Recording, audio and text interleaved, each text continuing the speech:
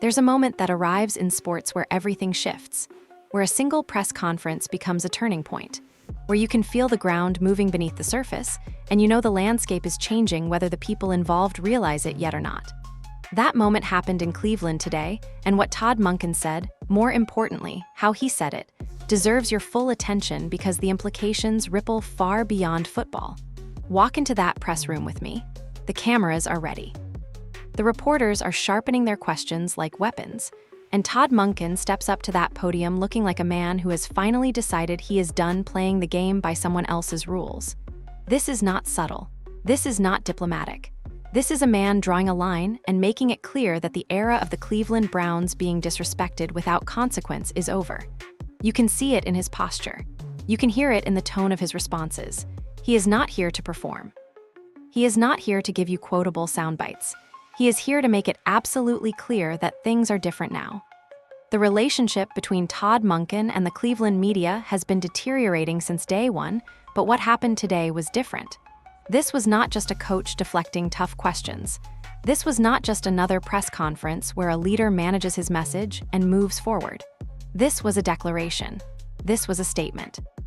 This was a man who has spent 35 years building credibility, building respect, building a professional reputation, and he is not about to let anyone diminish it through manipulation, gotcha questions, or attempts to create controversy where none exists.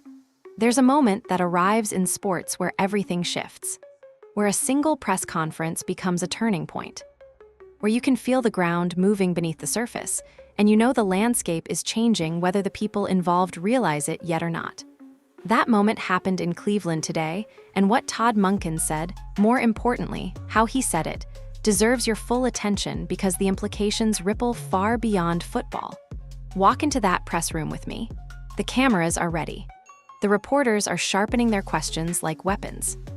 And Todd Monken steps up to that podium looking like a man who has finally decided he is done playing the game by someone else's rules. This is not subtle. This is not diplomatic. This is a man drawing a line and making it clear that the era of the Cleveland Browns being disrespected without consequence is over. You can see it in his posture. You can hear it in the tone of his responses. He is not here to perform. He is not here to give you quotable sound bites. He is here to make it absolutely clear that things are different now. The relationship between Todd Monken and the Cleveland media has been deteriorating since day one, but what happened today was different. This was not just a coach deflecting tough questions. This was not just another press conference where a leader manages his message and moves forward. This was a declaration. This was a statement. This was a man who has spent 35 years building credibility, building respect, building a professional reputation, and he is not about to let anyone diminish it through manipulation, gotcha questions, or attempts to create controversy where none exists. Think about what the reporters in that room were doing. They were asking questions designed to trap him. They were setting up narratives that did not exist. They were trying to create conflict between Todd Monken and his organization, between him and his players, between him and the league. That is what modern sports media does. That is their business model. Find the controversy, amplify the conflict, generate the clicks, sell the engagement. It is a system that has become so normalized that most coaches just accept it and play along. But Todd Monken looked at that system and said no. Not today. Not to me. Not while I am trying to build something. His responses were measured but firm. He addressed the legitimate questions with substance. He deflected the bad faith questions with clarity. When reporters tried to bait him, he made them look foolish without being disrespectful. He answered about the haircut and the missed photo opportunity with a kind of wry humor that acknowledged the ridiculousness of the situation without making excuses. What struck observers most was the confidence in his delivery. This was not a man desperately trying to control his narrative. This was not a coach afraid of the media or worried about how his words would be interpreted. This was someone who has spent enough time in professional football to understand that the media is just part of the job, and if you do not let them control the conversation, they lose their leverage. Todd Monken understood that, and it showed. The reporters seemed genuinely thrown off. They came prepared with their angles, their gotcha moments, their questions designed to generate headlines. And they walked away with nothing. They walked away with a coach who had simply answered questions directly and made it clear that their games did not work on him. That is the kind of thing that spreads. That is the kind of thing that other reporters hear about. That is the kind of thing that establishes a new dynamic moving forward. What most people missed while focusing on the more inflammatory moments was the professionalism underlying everything Todd Monken said. He was not rude to the reporters. He was not disrespectful. He was not dismissive of their jobs. He was simply unwilling to participate in the theater. He was simply drawing a boundary between what he would and would not engage with. He was simply making it clear that if you want answers from Todd Monken, you are going to ask genuine questions and you are going to listen to genuine answers. This matters because it sets a tone. It establishes expectations. It tells everyone watching, the media, the organization, the players, the fans, the league, that this is a different kind of coach. This is someone who is not going to be pushed around. This is someone who has earned the right to be in this position and is not going to apologize for that or diminish that by playing games with reporters who are looking for controversy. The press conference lasted longer than usual. The reporters kept trying different angles, kept trying to find the opening, kept hoping that Todd Monken would lose his composure or say something they could use. But he did not. He remained calm. He remained focused. He remained committed to answering the questions he wanted to answer and moving past the ones he did not. By the end, you could see the frustration in the reporters' faces. They had come expecting one thing and found something entirely different. That is how Todd Monken's tenure in Cleveland begins. Not with conflict exactly, but with a clear statement that things are going to be different. The age of coaches quietly accepting media manipulation and organizational dysfunction is over. The age of players being told to just smile and play is over. The age of the Cleveland Browns organization accepting disrespect without pushback is over. What happened in that press room was the establishment of a new standard. What happened was Todd Monken putting a stake in the ground and saying, "This is where I stand, this is what I expect, this is how we are going to do things moving forward." And everything that follows, the wins, the losses, the controversies, the triumphs, will all be built on top of that foundation he established by refusing to play the media game. Todd Monken's path to becoming an NFL head coach was not a straight line. It was not the kind of trajectory where a young coach gets hired into the league, climbs steadily through the ranks, and reaches the pinnacle in his early 50s. It was something far different. It was something much harder. It was the journey of a man who proved himself again and again and again, who kept getting passed over, who kept waiting his turn while watching others get theirs, and who somehow maintained the faith that his opportunity would eventually come. Try to imagine what 35 years of professional football looks like. That is not just a career. That is an entire adult life dedicated to one industry. That is watching coaching trends change. That is watching younger coaches emerge and surpass you in title while you remained in coordinator roles. That is watching the game evolve, watching technology change, watching the business transform, and doing it all while working toward a goal that kept getting delayed. Todd Monken started in the 1990s when professional football was a different game entirely. He climbed through assistant coaching ranks in an era before the internet made every decision and every mistake instantly available to the world. He proved himself as a quarterback's coach. He built a reputation as an offensive mind. He became known as someone who could develop talent, who understood the nuances of the position, who could teach and communicate and build relationships with players. He did all of this in relative anonymity, building a foundation of respect that eventually became unshakable. But respect and titles are not the same thing.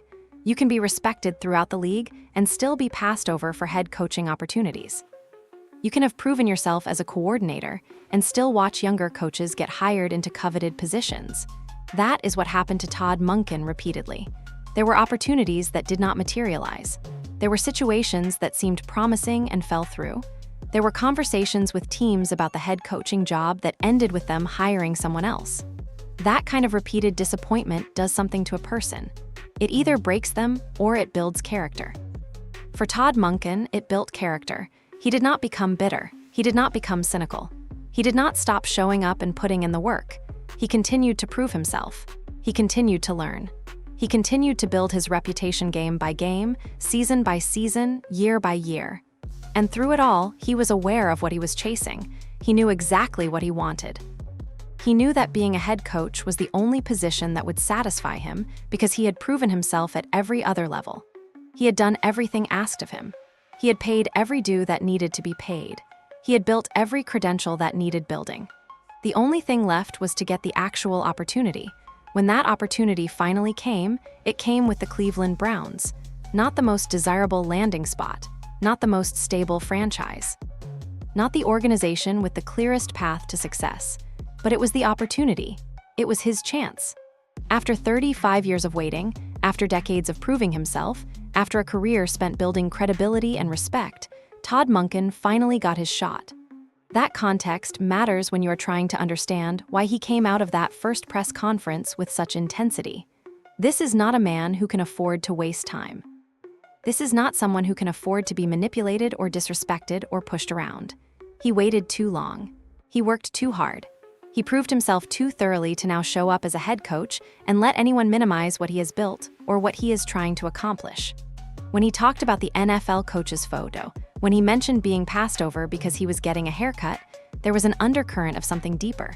There was not just frustration about a missed photo opportunity. There was years of accumulated experiences, repeated slights, watching other people get recognition while he remained in supporting roles. The photo was not the problem. The photo was the symbol. The photo represented everything about how people in power have treated Todd Monken throughout his career. Now that he finally has power, now that he finally has the platform to make decisions and set standards, he is going to use it.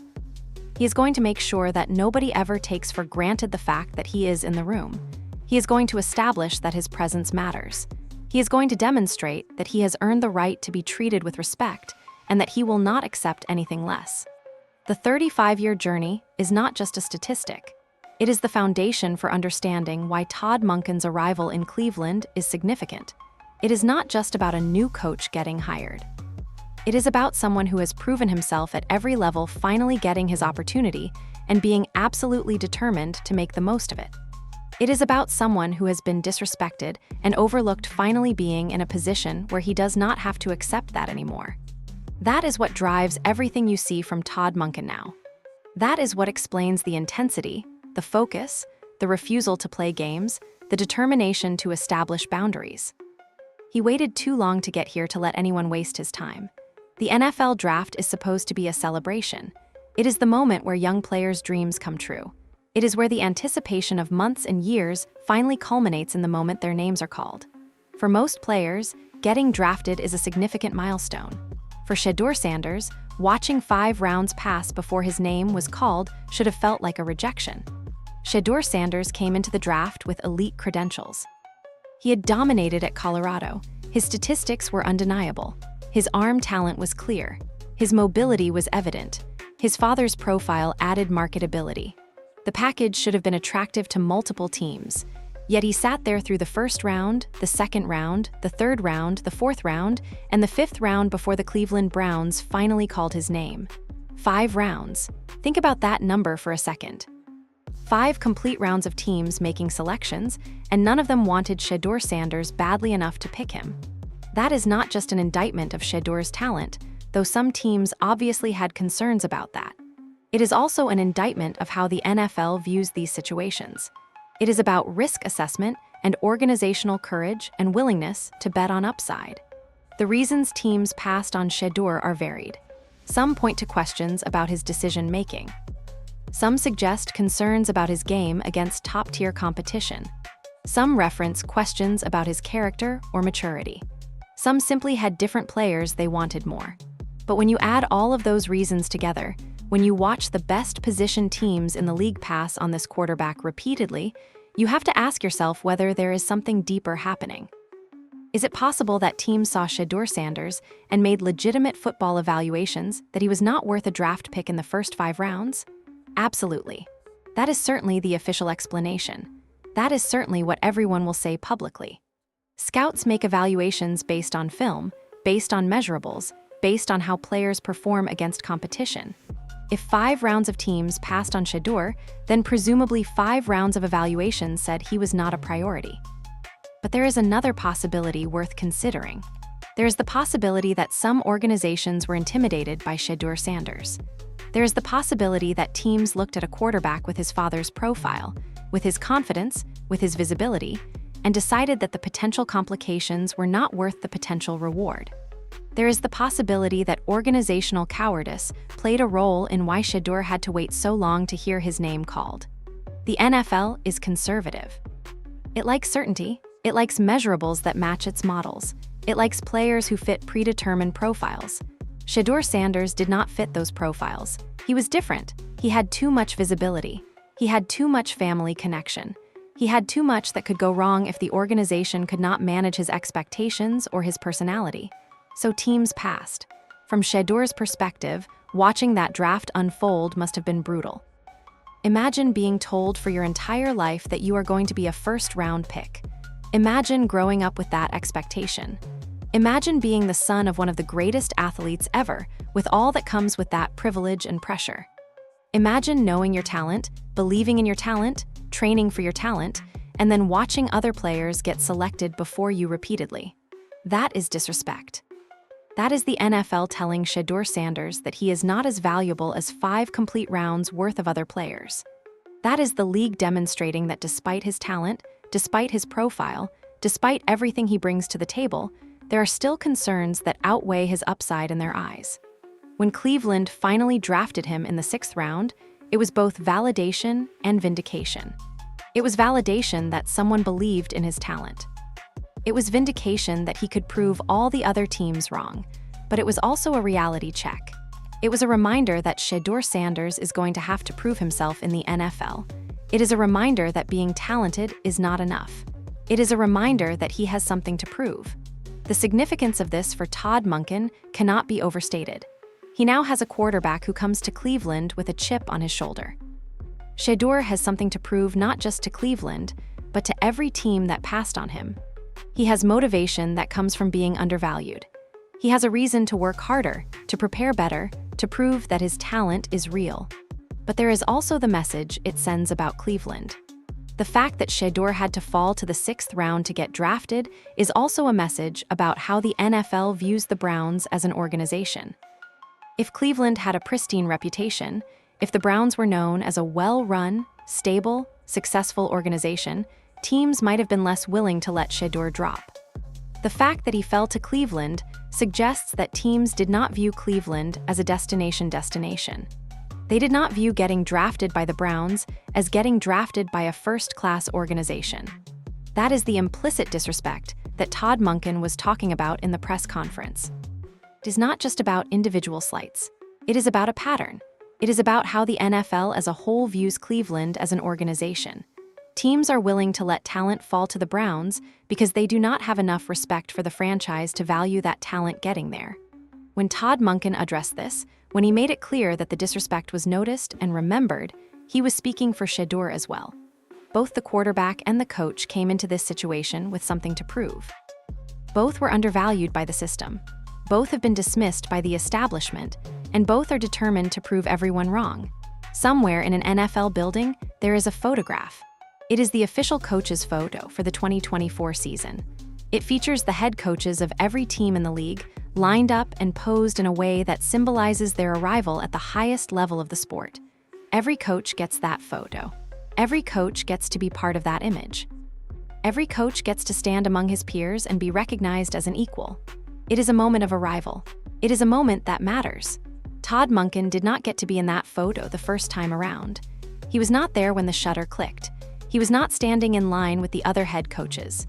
He was somewhere else, trying to get his hair cut, trying to look right, trying to present himself the way he wanted to present himself for the most important professional photo of his career. He was running late, or the timing got confused, or the schedule got moved. The exact details are less important than the implication. The implication is that Todd Monken was not in the room when it mattered, and instead of waiting for him, instead of giving him another 10 minutes, instead of acknowledging that this is a significant moment in a man's career, the NFL just took the photo without him. Let that sink in. Let the magnitude of that disrespect fully register. This is a man who finally gets to be a head coach after 35 years of working toward that goal. This is a man who has paid every single due that can be paid. This is a man who has proven himself at every level of professional football. This is a man who has earned the right to be in that photo, to be part of that moment, to be recognized as a head coach among his peers. And the NFL, in its infinite wisdom, decided that he was not worth waiting for. They could not delay the photo by a few minutes. They could not reschedule it or retake it. They just went ahead without him. They took the photo that was supposed to represent his arrival, and they took it without him in it. When Todd Monken came rushing through the door with his fresh haircut, ready for his moment, ready to be part of that image, ready to stand next to his fellow head coaches, he found out that his moment had already happened without him. He had missed the thing he did not know he could miss.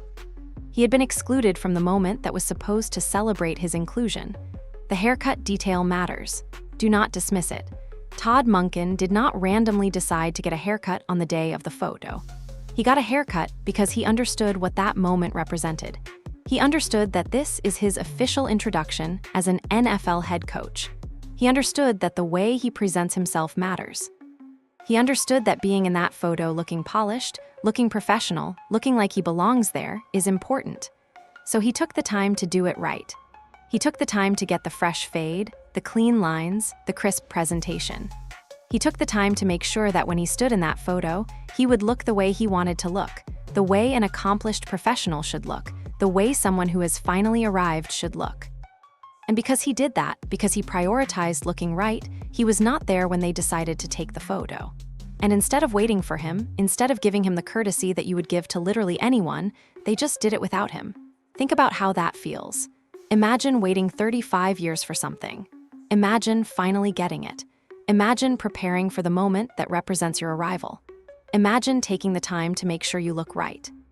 Imagine walking toward that photo, fresh cut, dressed perfectly, ready to be part of the image. And then imagine finding out that they already took it without you. That is not a scheduling conflict. That is not a miscommunication. That is a message. That is the NFL telling Todd Monken that he is not important enough to wait for. That is the league demonstrating exactly how much they value him and his organization. That is a statement about respect and recognition and whether this organization and this coach are viewed as equals or afterthoughts. The story became a moment of levity in the press conference. Todd Monken joked about it. He talked about just wanting to get a fresh haircut. He did not make it into a major confrontation, but you could see in his eyes that it bothered him. You could see that he noticed. You could see that he remembered. And you could see that he was communicating to everyone listening that this kind of treatment, this kind of disrespect, is not something he is going to forget. That is the thing about slights. They accumulate, they fester, they build into something larger over time. One overlooked photo might not matter much. But one overlooked photo added to years of the league not respecting Cleveland, added to the franchise being treated as a punchline, added to the organization being passed over repeatedly, added to everything else that has happened, becomes a significant statement. Todd Monken was telling the world in that press conference that he sees it. He sees the pattern. He sees how Cleveland is treated. He sees how he is treated. He sees the disrespect. And he is not going to accept it anymore. He is not going to pretend it does not matter. He is not going to move past it without acknowledgement. The photo incident is not important because it is a photo. The photo incident is important because it represents something larger. It represents how the NFL as a whole views the Cleveland Browns. It represents whether this organization deserves respect or whether it is acceptable to treat them as something less. Before Shedeur Sanders walked through the door, before Todd Monken arrived to take charge, the Cleveland Browns were drowning. Not metaphorically. Literally drowning in a swamp of their own organizational making. The franchise had become a punchline not just in Cleveland, not just in Ohio, but throughout the entire NFL. When people talked about dysfunction, when they talked about organizational incompetence, when they talked about what happens when a franchise loses its way, they pointed to Cleveland. The quarterback carousel had been something to behold. The Browns had cycled through starting quarterbacks like other teams cycle through assistant coaches. They had committed to prospects and watched them fail. They had traded for established players and watched them underperform.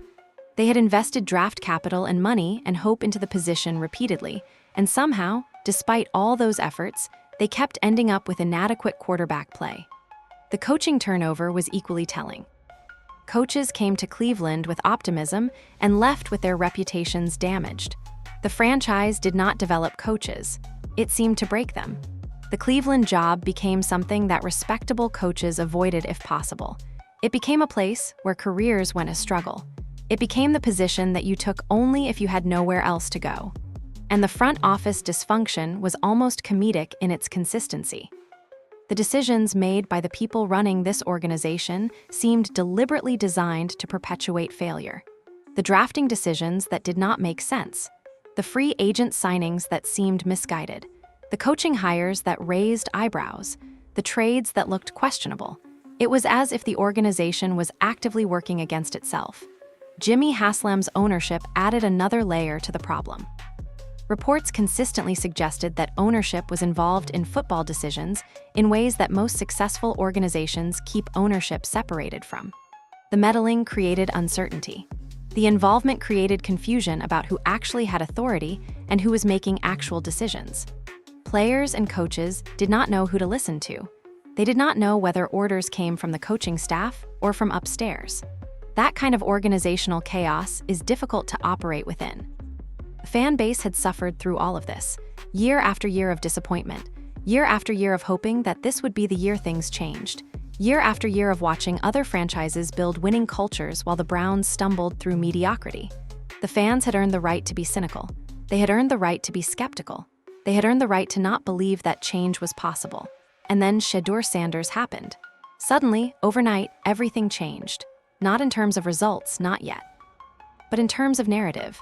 In terms of energy, in terms of whether there was hope or just resignation. Shedeur Sanders gave Cleveland something they had not had in years.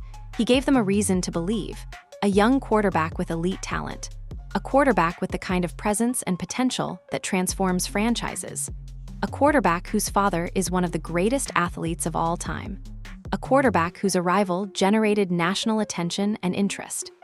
Suddenly, people cared about the Cleveland Browns again. Suddenly, there was a storyline worth following. Suddenly, the franchise was relevant, but there is something important to understand about that dynamic. Cleveland did not save itself. Cleveland did not rebuild itself into a position of strength. Cleveland simply lucked into getting a talented quarterback. The dysfunction that created decades of failure did not disappear just because a new player arrived. The organizational problems that have plagued this franchise did not vanish. The issues with ownership, with decision-making, with stability, those did not get solved. What changed is the excuse for failure. If Cleveland continues to struggle, now they have a young quarterback to blame it on. The development time he needs, the supporting cast around him, the time it takes to build a winning culture. The narrative shifts, the responsibility shifts, but the fundamental issues remain. That is where Todd Monken comes in. He is not here to fix the entire organization. He is not here to solve decades of dysfunction with a wave of a magic wand. He is here to do one specific thing. He is here to develop this quarterback. He is here to take Shedeur Sanders and help him become a legitimate starting quarterback in the NFL. He is here to create an environment where this young player can succeed. Whether he can also fix the larger organizational issues depends on a lot of factors outside of his control. It depends on whether Jimmy Haslam is willing to step back and let him operate with autonomy. It depends on whether the front office can make sound decisions. It depends on whether the franchise can become stable enough for actual culture change to take hold. But what Todd Monken can control is his own preparation, his own work ethic, his own commitment to excellence in his specific role. He can control how he coaches Shedeur Sanders. He can control what message he sends about standards and accountability. He can control whether he stands his ground or lets himself be pushed around. The dysfunction is the baseline. The opportunity is what Shedeur Sanders represents. The question is whether Todd Monken can extract that opportunity despite the dysfunction that surrounds him. That is the challenge. That is the test. That is what this season will determine. The quarterback situation in Cleveland is genuinely complex. It is not a simple situation where one clearly superior player is waiting for an opportunity. It is not a case where management and coaching staff align on the direction forward. It is a complicated equation with multiple variables that all affect one another. Shedeur Sanders is the future. That is clear. He is the young quarterback with potential.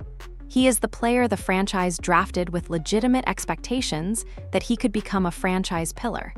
He is the reason people are paying attention to Cleveland again. The organization has made a commitment to Shedeur Sanders, and that commitment is going to guide decisions moving forward. But Todd Monken has also made clear that nobody is getting a starting job just because.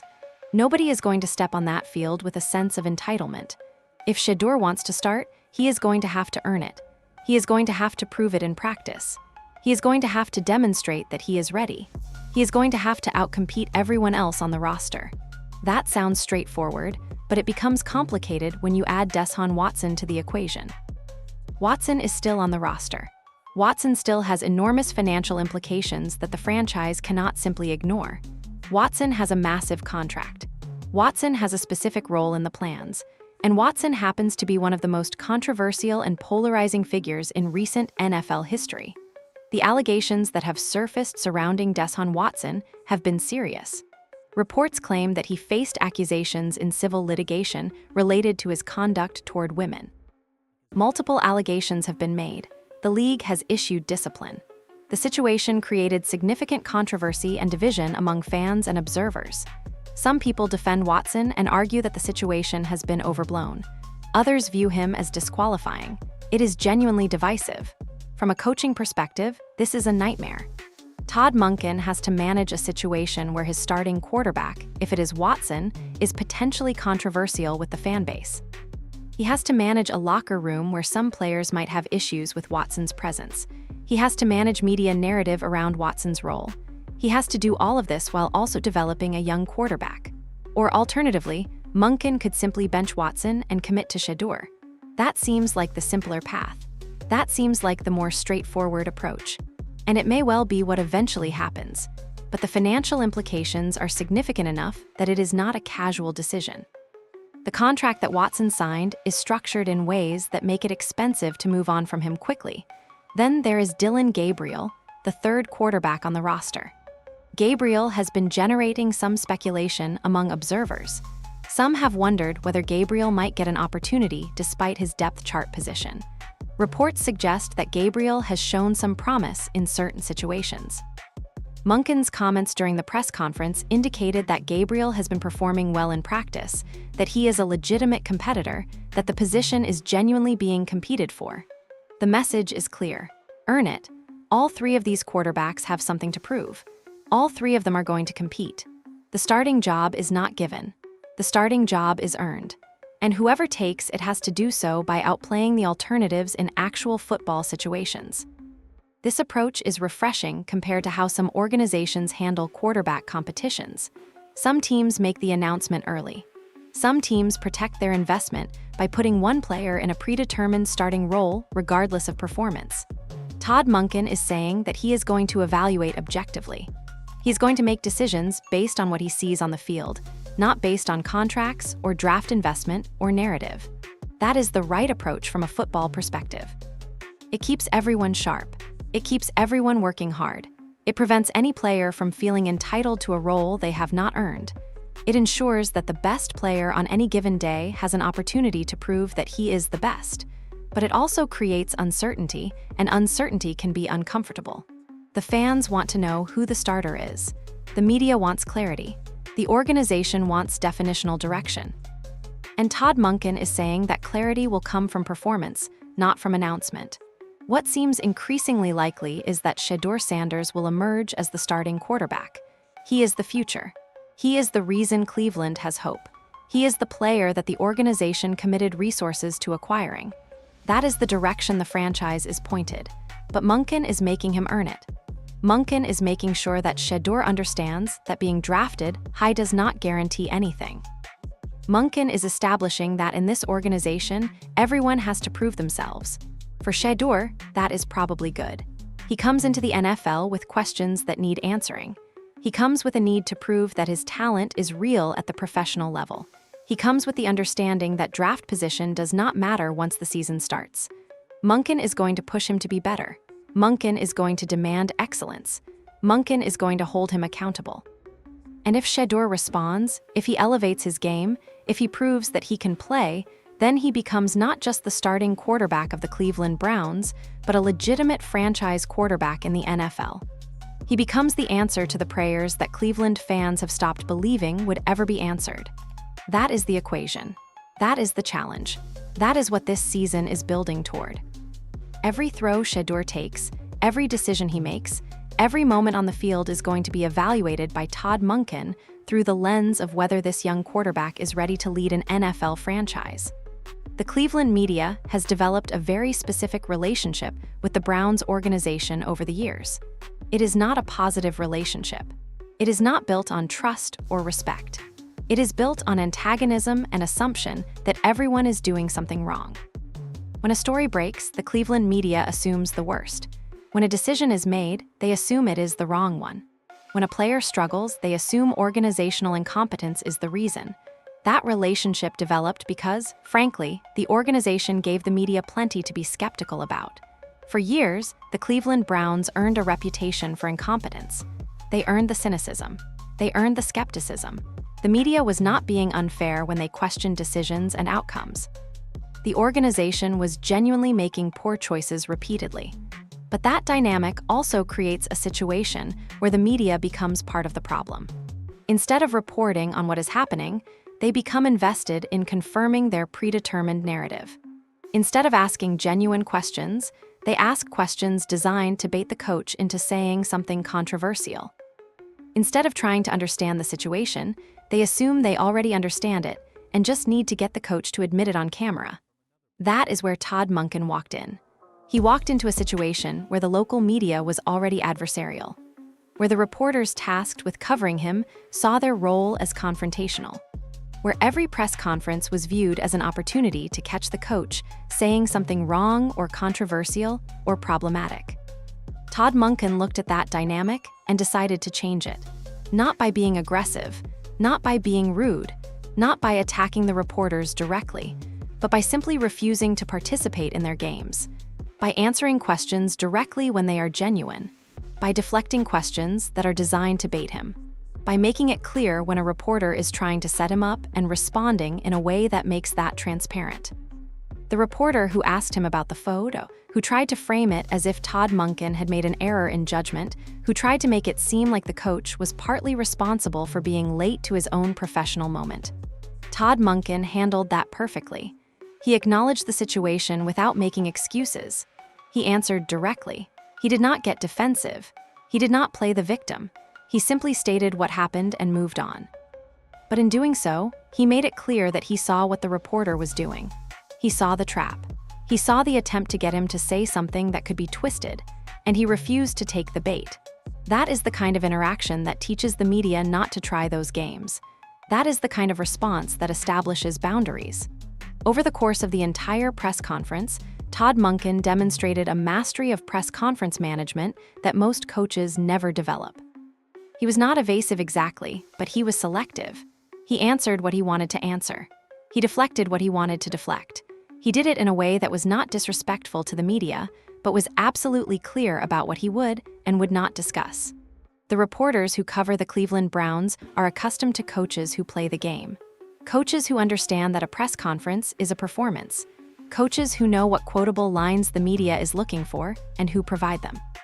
Coaches who manage their image by giving the media what they need to keep the narrative positive or at least manageable. Todd Monken is not that guy. He does not see the press conference as a performance.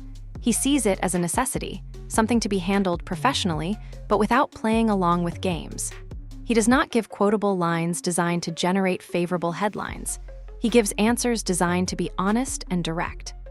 That approach is going to change the dynamic between the Browns and the local media. It is not going to fix it overnight. The media still has narrative momentum from years of Browns' dysfunction. The skepticism is still there. The assumption of incompetence is still there. But Todd Monken has established that there are boundaries. He has established that he will not be manipulated. He has established that he is in control of what he communicates and how. Over the course of a season, that kind of dynamic can shift.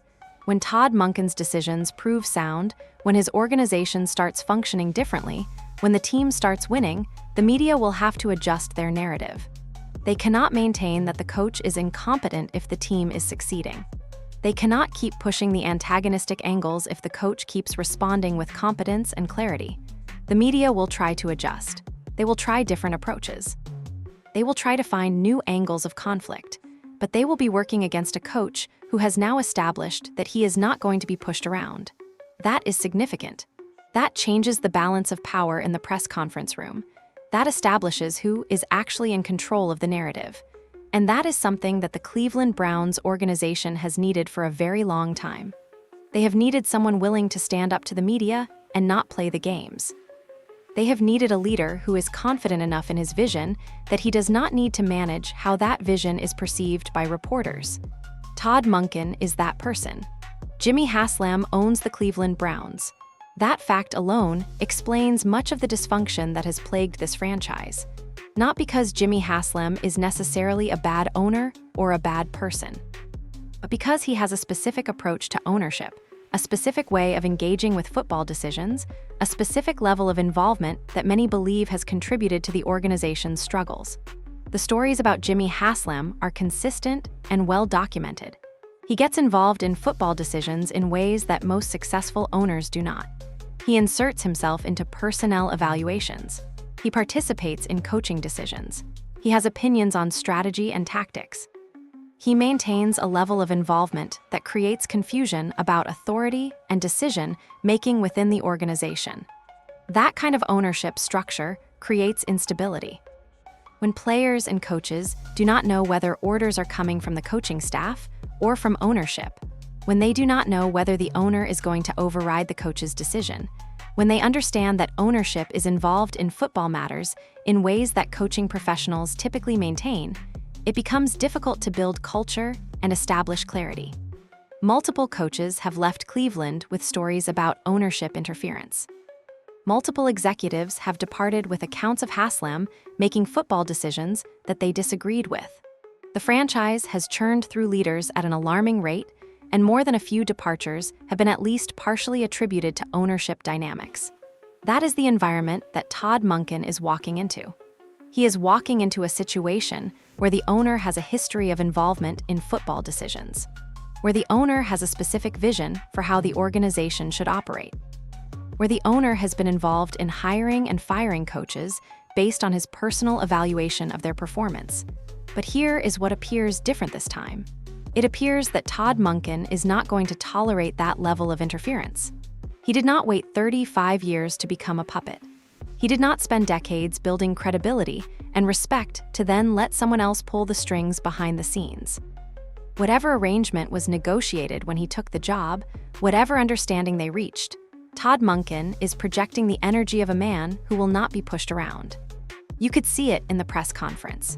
When he talked about making his own decisions, when he talked about the direction the organization is going to go, when he answered questions about his authority and his control over the team, there was an undertone of someone who has established boundaries. Someone who has made it clear what he will and will not accept. Whether Jimmy Haslam is willing to grant the autonomy that Todd Monken is demanding remains to be seen. It is possible that Haslam is willing to step back and let the coach operate. It is possible that Haslam recognizes that his involvement has been counterproductive and that what this organization needs is a coach with clear authority. It is possible that there is an understanding between them that Monken will have the freedom to operate as he sees fit. It is also possible that conflict is coming. It is possible that Todd Monken and Jimmy Haslam will butt heads over football decisions. It is possible that the ownership involvement that has plagued this franchise will continue, and it is possible that Todd Monken will not tolerate it. It is possible that a power struggle is already brewing beneath the surface. What seems clear is that Todd Monken is not going to be easy to manipulate or control. He has established that. He has made it known. He has communicated through his words and his demeanor that he is in charge and that he is going to remain in charge. Whether that creates a beneficial dynamic with ownership or a contentious one will depend on how Haslam responds. From Todd Monken's perspective, the situation is simple. He has autonomy or he does not. If he has autonomy, then he can build something. If he does not have autonomy, then his time in Cleveland is limited. He is not going to spend his opportunity competing with ownership about football decisions. He is not going to deal with interference from above while trying to establish culture and standards with his team. That is actually a healthy position for him to take. It is a boundary that needed to be established. It is a clarification that was necessary. If Todd Monken and Jimmy Haslam can come to an understanding where the coach has actual authority and the owner respects that authority, then the organization has a chance to function properly for the first time in years. If they cannot come to that understanding, if the ownership interference continues, if Todd Monken is unable to establish clear boundaries, then his tenure becomes an interim step.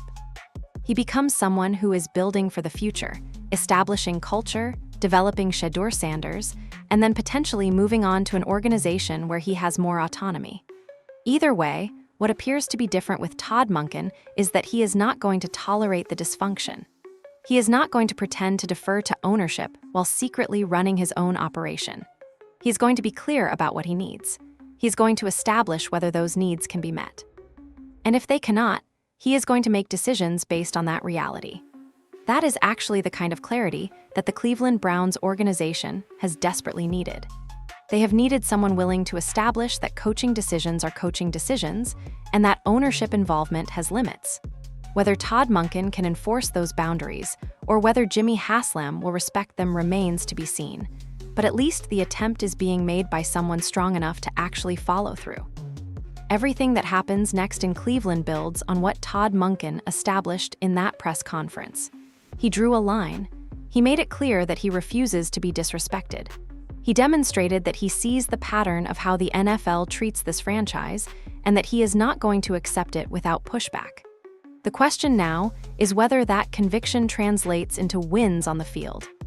Whether his combative approach to media and ownership creates the stability necessary for success, or whether it generates more problems than it solves. Whether Cleveland is ready for a coach, this uncompromising, and whether that uncompromising just becomes an asset or a liability. What is certain is that the days of the Cleveland Browns being pushed around without consequence appear to be ending. Todd Monken has waited too long, worked too hard, and sacrificed too much to waste this opportunity on anything less than excellence. He's going to hold everyone accountable, starting with himself. The NFL is about to find out what happens when it disrespects the right person. The season is about to begin. Everything is on the line. And at the center of it all is a coach who is standing on business and refusing to let anything diminish what he is building. This is going to be a season worth watching very closely.